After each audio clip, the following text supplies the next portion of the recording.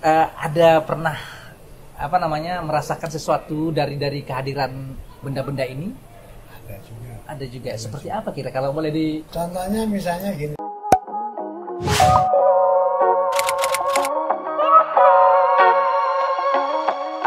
Selamat ini hari, Kanti. Catatan KQ kali ini bersama Sersan Danif, serius, santai, dialog, analisis, dan informatif. Pada kesempatan ini kita akan mengangkat tema tentang sejarah pusaka Nusantara yang mungkin berguna bagi kita semua. Untuk itu jangan lupa like, subscribe, dan share agar pengetahuan kita akan sejarah budaya Nusantara akan semakin bertambah. Oke, pada kesempatan ini saya sudah bersama dengan Kanjeng Raden Aryo Tumenggung Indro Aryo Adinagoro. Selamat ini hari, Pak. Iya. Iya, salam. Ya. Jadi begini, kita perhatikan di tempat ini banyak sekali benda-benda pusaka Nusantara. Nah, Pak Kanjeng Aryo Tumenggung ini sudah berapa lama menggeluti lebih merawat benda-benda ini? Saya mulai merawat itu dari tahun 90 sampai sekarang. 90, udah cukup lama ya? Iya. Ya. Sekitar 30 tahunan lah. Begitu ya. Nah, terus keris-keris ini tentu saja tidak hanya dari satu sumber atau mungkin dari berbagai ragam ini ya. Iya, betul. Dari mana saja bisa diceritakan? Zaman dulu ya itu ada orang yang ngasih saya suruh dirawat, ada orang lagi suruh mas kawinin. Oh, mas kawin juga? Mas kawin juga. Nah, itu saya hampir tiap hari beli. Nah, sehingga sekarang mungkin hampir 400-an kali, nggak banyak, cuma 400 ya. Cuma 400 bilah ya. Istilahnya bilah kalau untuk keris ya, kalau salah ya, istilahnya bilah. Hanya 400 bilah. Tidak banyak itu ya. Waduh, luar biasa, itu banyak sekali kan, Ti. Yang lebih banyak juga ada. Oh gitu ya? Oh, iya. Nah, terus dari mana saja kalau boleh tahu Pak Kanjeng Aryo? Yang saya koleksi terutama yang tua-tua. Oh, oke. Nah, itu era-era zaman Kabudan, Mojopahit, Mataram, pokoknya zaman kerajaan. Zaman kerajaan ya? Iya. Ada yang bisa kita lihat ini berkaitan yang mana ini? Oke. Ini adalah? Ini adalah pusaka zaman Mojopahit. Mojopahit ini? Iya, kerajaan Mojopahit. Nah, di sini ada emasnya. Emas ini dari tentara zaman dulu, zaman Mojopahit juga. Nah, ini menunjukkan bahwa pusaka ini zaman dulunya. Oh gitu. Itu powernya besar banget. Powernya besar sekali. Powernya besar sehingga dikasih simbol Makoro. Apa namanya? Raksasa. Makoro. Makara ya, dan Makara. Ya. Itu adalah simbol dari kepala raksasa. Ya, betul. Oke ya. Ya, kita perlu banyak tahu tentang istilah-istilah dalam keris ini. Nah, ini pusaka ini itu zaman dulu bukan untuk perang. Ya, terus jadi untuk piander percaya diri. Oh, lebih kepada meningkatkan kepercayaan diri ya. Confidence ya. Gitu. Oke. Nah, itu diantaranya kalau pusaka-pusaka yang zaman dulu. Oke, jadi tidak digunakan untuk peperangan tidak ya? Kecuali terpaksa satu lawan satu, cuman pusakanya satu ini baru. Tapi terpaksa. Ya, biasanya ini maaf kalau dari segi awam memahami bahwa keris-keris begini ada sesuatu yang energi yang mengikuti. Apakah betul begitu atau bagaimana? Sebenarnya ada. Ada. Jadi kalau orang bilang ini bukan isi. Begitu ya. Tapi punya daya kekuatan. Daya kekuatan. Ya. Daya kekuatan itu tergantung bentuk kerisnya seperti apa, terus pamor kerisnya seperti apa. Itu menurut perkerisan menunjukkan kegunaan pusaka itu. Ini namanya keris apa? Ini namanya keris tilam upih. Tilam upih namanya. Dari Majapahit. Mas. Gimana? tinatamas. Tinatamas. Jadi tinatamas itu ada emasnya yang ditempelin di keris terus ditata. Ya, ya. Ini dari Mojopahit. Dari Mojopahit. Nah, terus yang lain barangkali ada yang ini dari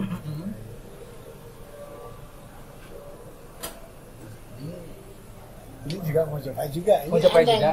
Ini enteng. oh, lebih enteng. Lebih Oh, enteng. iya. Ya. Gede tapi enteng.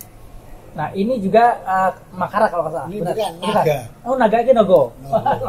Saya Tersendanif kepoin banget untuk ngorek ini ya. Iya. Ini adalah naga. Naga. Kalau yang tadi itu Makara. yang Makara. ini Itu adalah kepala raksasa. kepala raksasa namanya Makara Makara. atau Makoro. Ya. Nah, Pak, Kalau ini naga. naga ini dari Majapahit juga. Ya. Tapi dari tempat yang samakah didapatkan maksudnya dari daerahnya? Zamannya. Zamannya sama. Zamannya sama, empunya beda. Empunya beda. Oke, empu yang menatah ya. Ya, yang bikin beda. Ini kan ini lurus. Ya, Namanya tadi keris tilam upih. tilam upih. Ya. Ini agak Kalau 7 ya, Nah, itu namanya Nogo Sabto. Nogo Sabto Upih. Tilam upih. Tilam upih Nogo Sabto. Ya. Jadi yang ini yang lurus adalah tilam upih dan yang Lok 7. bertekstur lok 7 ini namanya Nogo Sabto. Nogo Sabto. Sabto. Oke, ada yang lain barangkali? Kalau kita ini lurus, ini lurus juga. Oke, ini lurus juga. Ini Mojopahit juga. Ini Tuban Mojopahit. Tuban Mojopahit. Ya. Jadi kerisnya Hmm. dibikin di Tuban, Ya, eranya zaman Mojopahit. eranya zaman Mojopahit. Namanya sama dengan yang tadi, bukan? Tilam Ini upih juga. tilam upih juga, cuman Upih. nggak pakai emas. Nggak pakai emas. Tapi kalau diperhatikan di sini kanti-kanti, ini seperti ada Amor. ornamen Ya. ukiran. Nanti barangkali bisa kita kita zoom. Dari tahun prediksi tahunnya tahun berapa ini? Ini kira-kira sekitar abad 14. Abad 14.400-an ya. Sekolah lama sekali. Nah, ini tilam upih, ini tilam upih juga. Ini tadi Nogo Sabto. Sabto. Nah, ini kan nih, Nih. ini apa gitu? Kalau ini zamannya Mataram Islam. Oh, ini dari Islam, Mataram Islam.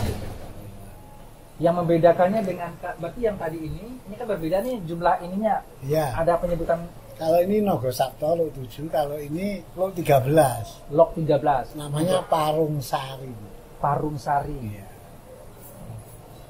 Pembuatannya abad berbeda ya ini ya. Beda. Ini sudah Mataram Islam, Beda. ini masih Majapahit. Majapahit. Berarti Abadnya beda. Abadnya Kalau beda, ini ya? sekitar abad 15-16. oke.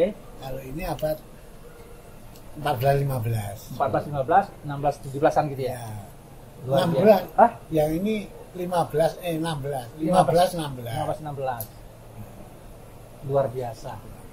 Nah, terus kalau kita ingin tahu juga dari sarungnya ini biasa disebut apa ini? Kalau sarungnya ini model Gayaman Ngayu Jogarta. Gayaman Ngayu Jakarta. Jakarta. Oke. Ini dari kayu ya. Dari kayu. Terus Oh. dilapis dengan Perak. ini ya, perak. Nah, kalau yang Nah, kalau yang ini ah, Gayaman Surakarta. beda ya. Beda dong. Surakarta dan Sama Gayaman tapi yang satu Ngayu Jogarta, Ah. yang satu Surakarta. Surakarta dan Ngayogyakarta. Ya. Nah, ini agak lain lagi nih Ini yang satu. lagi nih. Nah, Ini Ladang Ngayu Jogarta. Jogja juga. Jogja juga. Ini Jogja juga. Ini Jogja kan ini tadi? Jogja. Tapi beda ininya ya, Nah, layangan. kalau ini Ladang Surakarta beda lagi. Ladang Ladrang Surakarta. Ladrang. Ya. Ladrang. Ini Surakarta, ini Ngayu Jogarta. Oh. Beda kan? Jadi bedanya di mana? sini. Di Bentuk lekuk ininya. ya. Ini ada lego, Ya. ini enggak ada. Oh gitu ya.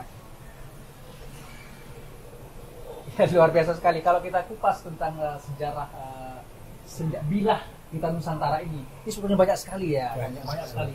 Ini baru Jogja dan Solo saja, Surakarta saja. Ini sudah, luar biasa sekali belum daerah-daerah lain. Saya rasa daerah-daerah lain di Nusantara ini juga mempunyai keris-keris pusaka yang menjadi andalan kita ya pada zaman masa dahulu.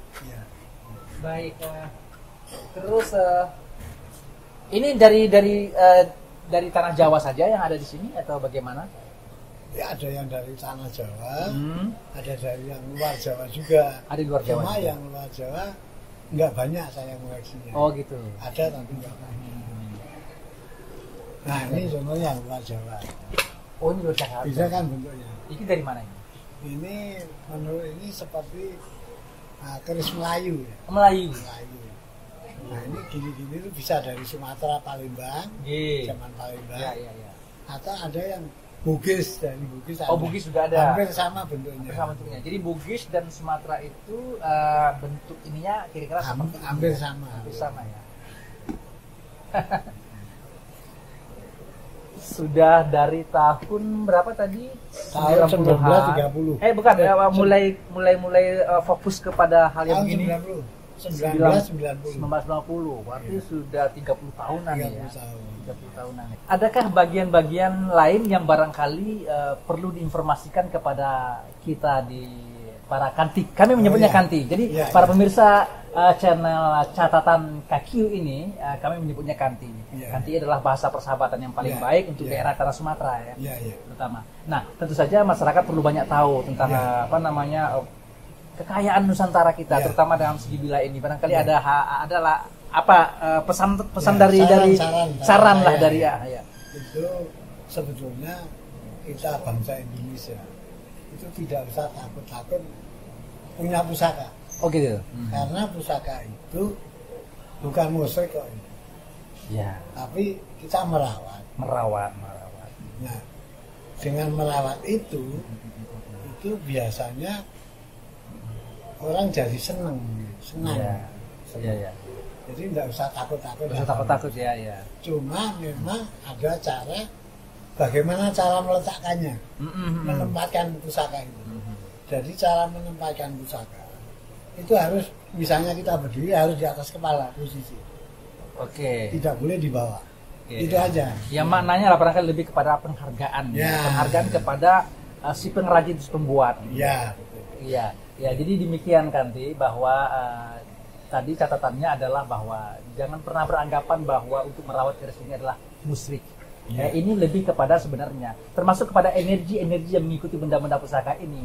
Tentu saja ini adalah, kalau kita secara analisa kita, bahwa mereka si pembuat itu sudah menuangkan energi sekian lama untuk membuatnya, barangkali transformasi energinya kepada benda hasil karya mereka.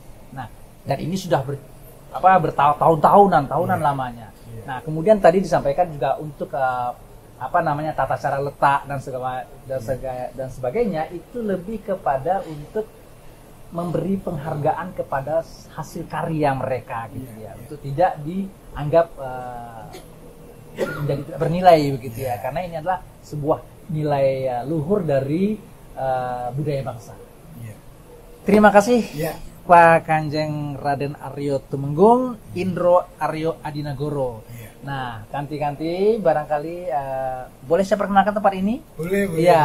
Jika ingin lebih dalam lagi menggali seputar benda-benda pusaka bila ini, silakan datang ke galerinya Kiai Raden Aryo Tumenggung, Indro Aryo Adinagoro di Galeri Pusaka Nusantara, Jakarta Game Center tentunya, di daerah Jatinegara. Ya, oke. Terima kasih. Mohon diberi saran dan komentar agar catatan KQ ini bisa lebih bergairah lagi, bersemangat lagi untuk menggali berbagai hal tentang segala hal tentang kekayaan kita di Nusantara ini. Terima kasih Kanti. Sampai ketemu. Salam KQ.